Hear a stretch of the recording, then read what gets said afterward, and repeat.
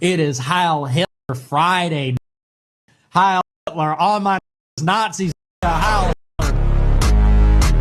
Now, I know there are a lot of supremacists out there, white and black, trying to talk about why their race is the better race for whatever reason. And I just want to say that this is all from the pit of hell.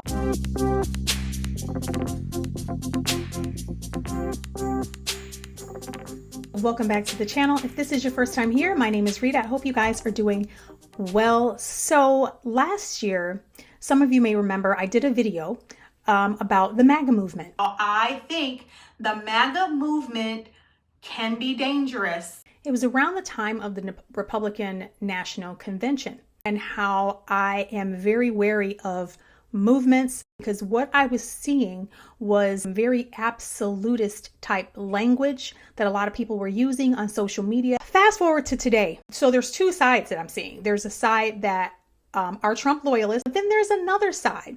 The other side is this group of people who have not only decided they are against Trump, but they are also against a lot of other things.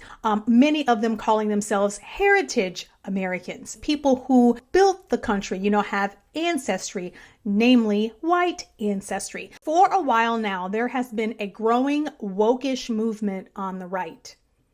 And it, as just the same as the left, bullies people, tries to cancel people, tries to push people into silence. Not only that, but also this absolutist idea of who belongs in the group, who doesn't. Like you would profess to be a conservative, correct? I'm a proud conservative.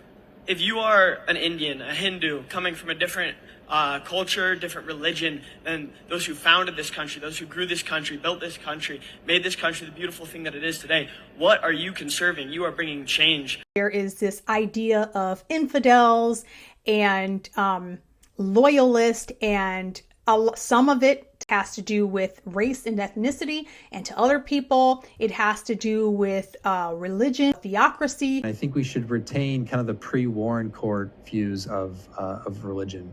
So that does mean you can suppress blasphemy. Certain like scandalous types of heresies could be suppressed as well. Sabbath observance can be mandated, but not church attendance. That is closing down kind of non-essential services on Sundays. I think that's like the most basic thing people can do. So I think it's important that we not just talk about what's happening in liberal land, or I won't even call them liberal, in progressive land. But it's important that we take a look at what's happening on the conservative side as well, as to not, kind of become like this echo chamber where we just shove ourselves in this little corner in a padded room. We need to make sure that we be very careful about movements. Now, I want people to know, people who are not Christians, atheists, or whatever the case may be, these people are not Christians. Being a conservative does not automatically make you a Christian. They are not synonymous. Okay? You can be a conservative and be Christian, but Christian conservative has a different connotation, I think, than a lot of people realize. And I am just issuing a warning to all of the Christians out there. This is a path of destruction, this path of fighting and name calling. And of course, I should not have to say this, but supremacy, race and ethnic supremacy, all of these things are anti-God. And so I don't hate other races, but I recognize that if we don't put safeguards in place, if we don't take measures to preserve the different races of men, particularly in this day and age of mass migrations and problems like that. And scripture is very clear that it is God who created the races of men. He set their boundaries and he set their times. It is all demonic. None of it is biblical. There were divisions that some of them will try to bring up divisions in the Bible. There were divisions in the Bible that had to do with the God that these people, small g, that these people served, than it did an actual ethnic identity being better than another. Okay? This other thing that's happening coming down the pike, the anti-Semitism. There is an occult element at the high levels of society, and specifically among the Jews. So many of the people that are perpetrating the lies and the destruction on the country, they are evildoers. They are people that worship false gods. They are people that practice magic or rituals or whatever. And more than anything, those people need to be, when we take power, they need to be given the death penalty. This same group of people have this idea of Jewishness that is, again, completely anti-biblical. Christians are God's chosen people, not a certain ethnic group who largely are atheists and don't even believe in God, let alone the religion of the Old Testament. As 1 Peter 2, verse 9 says, you, meaning Christians, are a chosen people, a royal priesthood, a holy nation, God's special possession, that you may declare the praises of him who called you out of darkness into his wonderful light. God chose them for a specific purpose. He chose them as a people to bring forth the Messiah. Okay, they're not chosen because of their color or because of their ethnicity or anything else. They were chosen for a specific purpose. We don't believe in replacement theology. We don't believe that Israel has no more meaning anymore in the world, and it's just all about the Gentile Christians. That's not what it means in Romans 9 or 11 when it says we are grafted in.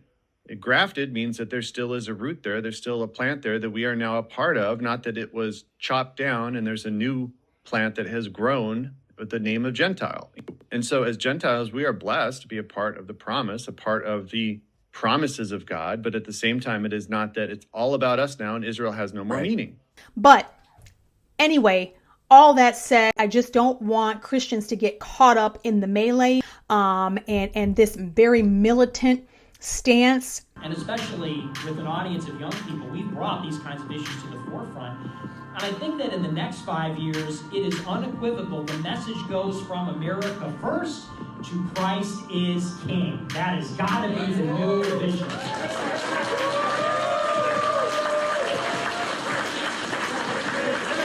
Christ is King!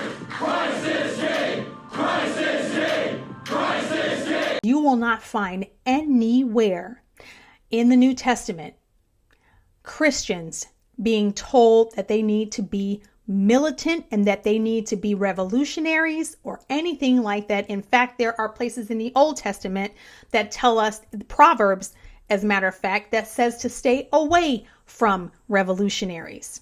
As it pertains to conservatism, I'll say what I've always said. Try and stay focused on the policies and how they relate to biblical instruction. What does the Bible have to say about the role of government? What is our role?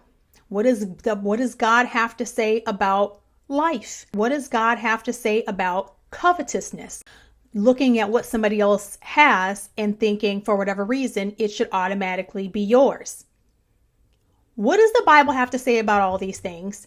And that is how we should be framing our votes and our thoughts about these things. Social media has its place, but what we don't want to do is allow it to take the place of what Scripture says and what God desires and what God calls evil versus what the world calls evil.